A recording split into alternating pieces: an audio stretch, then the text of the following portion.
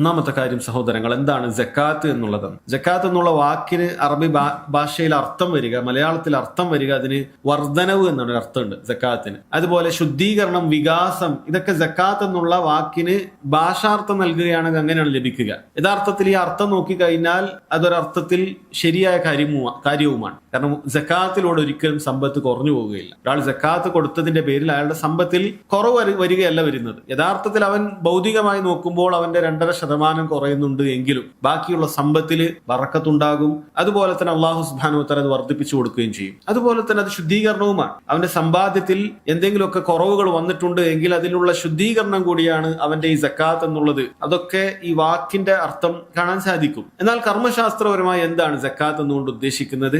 അതിന്റെ സാങ്കേതികമായ ഉദ്ദേശം മഹാനായ അല്ലാമ ശൈഖ് ഇബ്നു ഉസൈമീൻ റഹിമഹുല്ലാഹ് അദ്ദേഹം വിശദീകരിച്ചത് കാണാൻ സാധിക്കും. സക്കാത്ത് എന്ന് പറയുന്നത് അത്തഅബ്ബുദു ലില്ലാഹി തആല ബിഇഖ്റാജി ജുസ്ഇൻ വാജിബിൻ ശർഅൻ ഫീ മാലിൻ മുഅയ്യൻ ലിതായിഫത്തിൻ ഔ ജിഹത്തിൻ മഖ്സൂസ എന്നാണ് അദ്ദേഹം വിശദീകരിച്ചത്. സക്കാത്തിന്റെ മുഴുവൻ ആകത്തുക അതിൽ വരുന്നുണ്ട്. ഒന്നാമത്തെ സക്കാത്ത് എന്ന് പറയുന്ന തഅബ്ബുദു ലില്ലാഹി തആല, അത് കൊടുക്കേണ്ടത് അല്ലാഹു സുബ്ഹാനഹു വ തആലക്കുള്ള ഇബാദത്ത് എന്നോണമായിരിക്കണം. അതായത് നീയത്തില്ലാതെ നമ്മൾ എത്ര കൊടുത്തിട്ട് 2.5 അല്ല 25% കൊടുത്തിട്ട് യാതൊരു കാര്യം ഉണ്ടാവില്ല. അതുകൊണ്ട് ഏതൊരു ശറഇൽ ദീനിലുള്ള അതിന്റെ ഇബാദത്തിന്റെ നിർവചനം പറയുമ്പോഴും ഈ കാര്യം വളരെ പ്രാധാന്യം അർഹിക്കുന്ന കാര്യമാണ്. അത്തഅബ്ബുദു ലില്ലാഹി തആല, അള്ളാഹുവിനുള്ള ഇബാദത്ത് എന്നോണം കൊടുക്കണം. അല്ലാതെ ആളുകളെ കാണിക്കാൻ, നാട്ടുകാരെ കാണിക്കാൻ, ഞാൻ വലിയ ധർമ്മിഷ്ഠനാണെന്ന് കാണിക്കാൻ യാതൊരു കാര്യം അതുകൊണ്ട് ഉണ്ടാവുകയില്ല. സക്കാത്ത് വീടുകയില്ല എന്ന് മാത്രമല്ല അതിന് ശിക്ഷ കൂടിയുണ്ട് എന്നുള്ളത് ഒരുപാട് ഹദീസുകളൊക്കെ നമ്മൾ കേട്ടിട്ടുണ്ടാകും. ഇനി പറയുന്നു ഇഖ്റാജി ജുസ്ഇൻ വാജിബിൻ ശർഅൻ ഫീ മാലിൻ മുഅയ്യൻ, ഒരു നിർബന്ധമായ ഒരു ജുസ് ആണ് സക്കാത്തിന് കൊടുക്കേണ്ടത്. നമുക്കറിയാം 2.5% ചിലതിന് അതിന്റെ വ്യത്യാസമുണ്ട്.